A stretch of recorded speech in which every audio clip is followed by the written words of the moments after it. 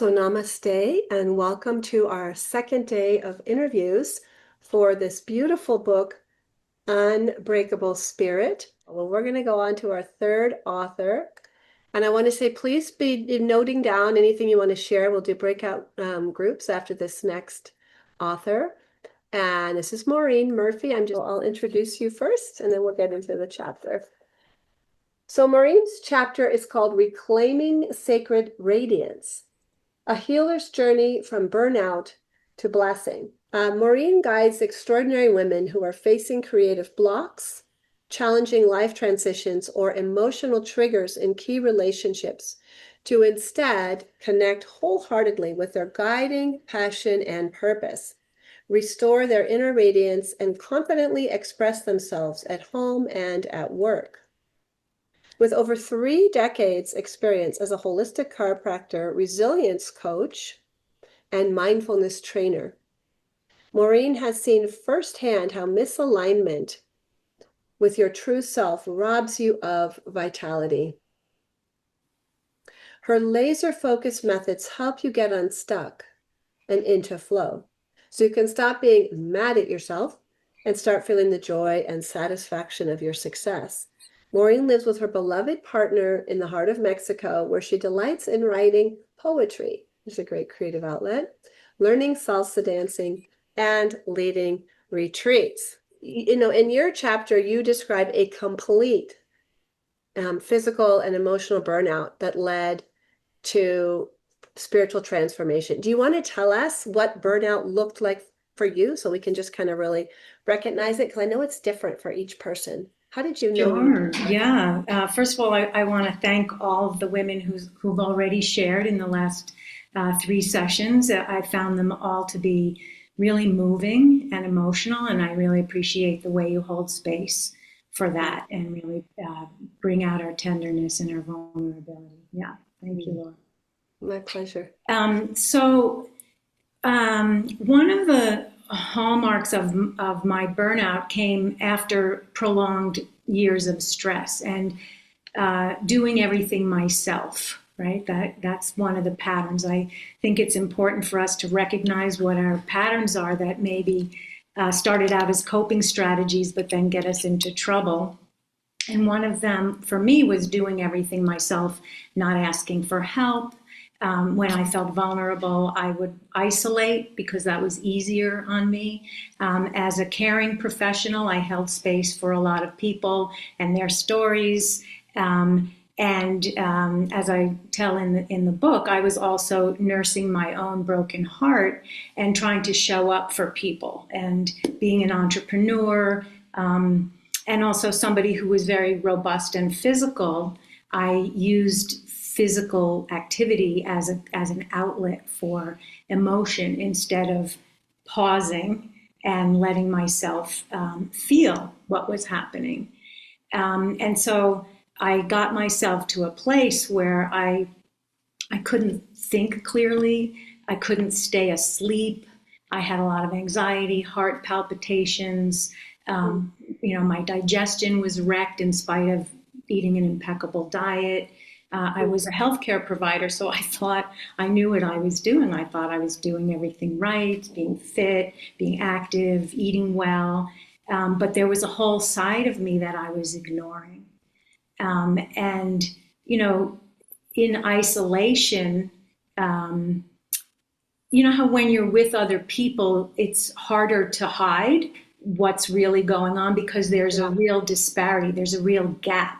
And so when you're isolated, you don't see that gap as much, right? Right. And so I had to, really pay attention when it became increasingly difficult for me to stay asleep and my thinking was foggy. As I detail in the book, one of the real strong things I couldn't ignore was I could palpate swollen lymph glands in my groin. And as a palpator, as a chiropractor, it's like, okay, you can't really deny this, what's going on. And I had to ask myself, why are you not seeking help? And so I had come to myself moment. And I realized that, of course, I was afraid of a terminal diagnosis. Like cancer. like cancer, but more than that, I realized I didn't have the will to fight for my own life. And that was the shock. It's like, oh my God, I wouldn't even show up to fight for myself, you know? And so that was what really broke me out of my isolation and gave me the willingness to reach out to trusted friends and colleagues and, begin the journey. Like the journey of healing begins with awareness. That's usually the first step in any transformative journey. And then what do you do with that awareness? So when you've noticed the swollen lymph nodes Mhm. in your groin, did you go to a doctor and what did they say? Well, it was. I knew that it was a whole series of symptoms that could have pointed to any number of different things. And because I was in my late 30s and I was aware of my hormonal changes, I went to a nurse practitioner who was well known for doing blood tests and checking your hormone levels and kind of looking at the bigger picture. And she was the one who told me that I was going into perimenopause early. I was only 38, My goodness. and checked out my digestion and gave me herbs and different vitamins and, prescribed rest. And it was like a whole turnaround. I had to take all the irons out of the fire and just tend to the fire. And I became willing to do that. So one of the things that I found so interesting about your story, and I knew you that, a long time ago, but Not at that time you not didn't at know that. not when this was happening, but this piece of is so interesting to me that you were doing taiko drumming Mhm. as an outlet. Can you talk about what was good about the taiko drumming and then when you had to transform your relationship to that whole Mhm. community? Yeah, the taiko was an avenue of passion. It brought up passion. So if I was in my own personal life nursing a broken heart and feeling sort of like I'm dying, this was a place that grabbed me by the throat and just was like, yeah, You you're hit drums alive. really hard like this, or do you hit with one? You do both, and they're up sideways, they're in front of you, they're down beside you. It's very choreographic, very dance-like, and very collaborative. You're with a group, and everything is coordinated. And so that was wonderful for my little Aries fire self that wanted to be physical. And I loved being in the community and learning by copying. No one's explaining anything to you. They just throw you in and go figure it out. And I liked that kind of learning.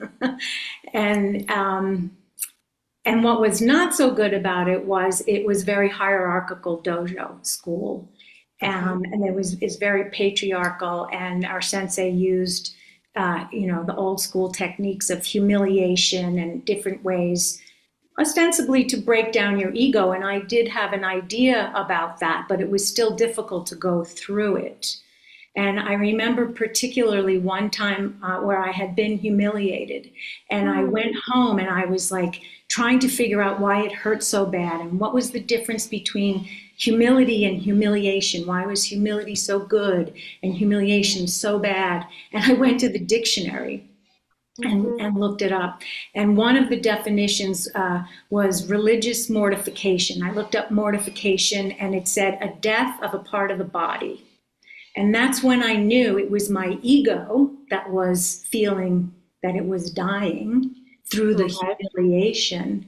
And that humility is what emerges when you're not identified with the ego.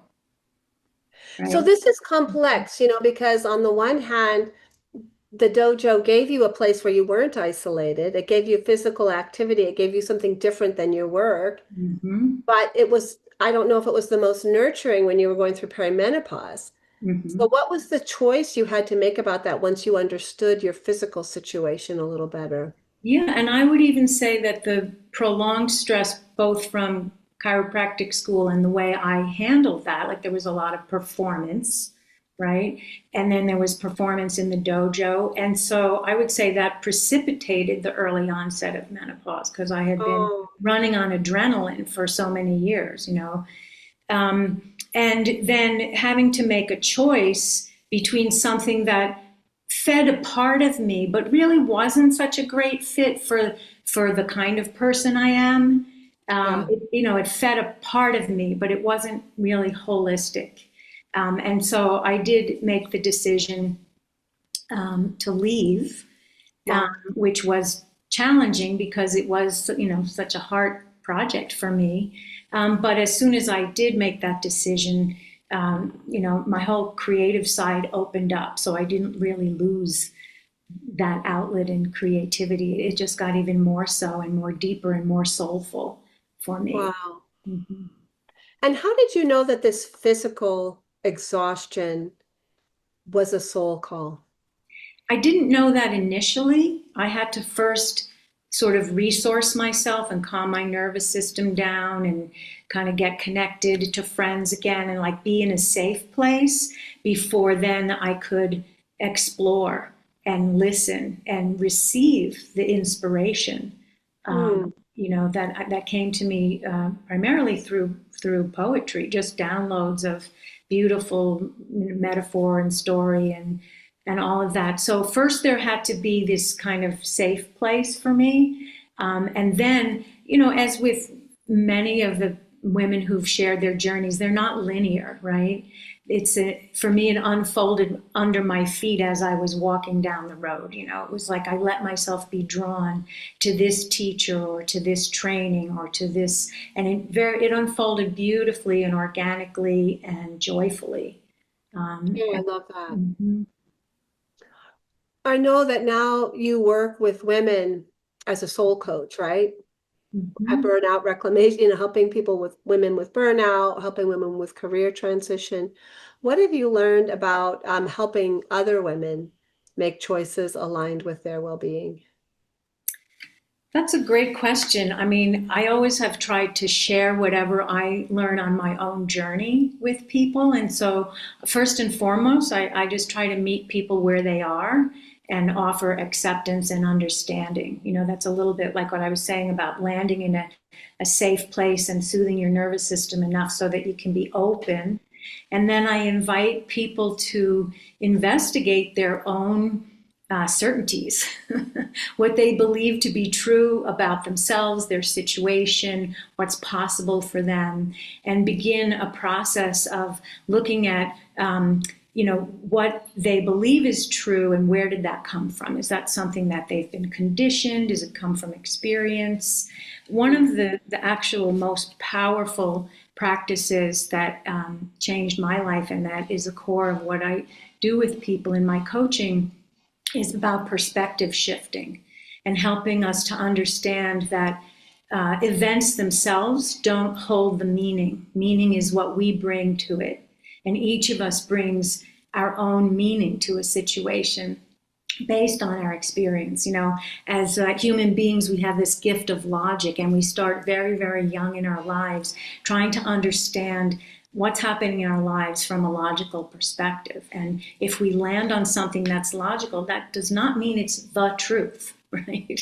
It just means Right. it's one logical interpretation of those events. But we often act like it's the truth, and then we make our story about who we are and common things like, am I worthy? Am I lovable? Am I important? Right. Mistakes are bad. All of these things become our unwitting um, shackles, really. And so Totally. the idea that in any moment I can come to this moment and pause and say, all my past experience does not bring me the truth of this moment. It's really being fully present here and now with humility. I don't know what this is about. I don't want to look at now through the lens of my past. Right. Beautiful. Well, I'm just going to see what we've got here. We've got, if you would drop some love for Maureen in the chat, that would be amazing. We have Julia, love that, Maureen. Rachel says, Maureen, I'm so glad you found your willingness to go the distance and put your irons on the fire of your own life. The path unfolded under my feet as I was walking. Wendy, Maureen, the journey begins with awareness. Yes, you have such a powerful and needed message. Thank you. Is there any, while the rest of you are typing in your love. I'm going to ask Maureen if there anything I didn't ask you that you would have liked that I did. I guess one of the biggest turnarounds for me was recognizing how harsh I was to myself, Mm, and being able to um, sincerely look into my own eyes and see my own innocence, mm, see, my own soul's beauty. Really, mm. that was a special grace. I don't know how I arrived at that. You know what I mean? It was like, but such a gift to be able to come home to myself and really feel the love for my true self, not my performance self, not who I thought others wanted me to be. That was really the gift that I received. I love that. 100%. That is so beautiful. Let's see what we've got here in the chat. Julia says, your wisdom radiates outward. Maureen, I love the idea of changing perspective. Lisa, I loved it's about being here and now with humility. Jackie, so important to have this awareness and choosing to deeply care for ourselves. Thank you for exemplifying this so courageously. Sheena, thank you, Maureen. I so appreciate your perspective. That has helped me shift my life. Charlene, from one Aries to another, I appreciate the energy you have to make huge changes in such a gentle way. Thank you. Kathy Bass, so many great insights on how to find our true path. Rachel, I can relate to that deeply, Maureen, how harsh I was to myself. The undoing of that has been the most wonderful act of compassion. Julia, wow, Maureen, look into my own eyes and see my own soul's innocence. Meredith, I had to start tending the fire. I like this way of describing coming home to yourself. Emil say, true love for yourself. Yes, beautiful, Maureen. Thank you, Amy. Maureen, thank you for naming that, to be able to look at myself and see grace. Your story is a gift and inspiring. Hyla, Maureen, so many gems of wisdom. Thank you for sharing your story. I love, don't look at now through the lens of the past. Cynthia, inspired by reading your story. So she must have already read it. And I especially benefited from listening to your story. Oh, awesome, awesome, awesome. Thank you. Thank you, Maureen. Thank you. May your writing path continue.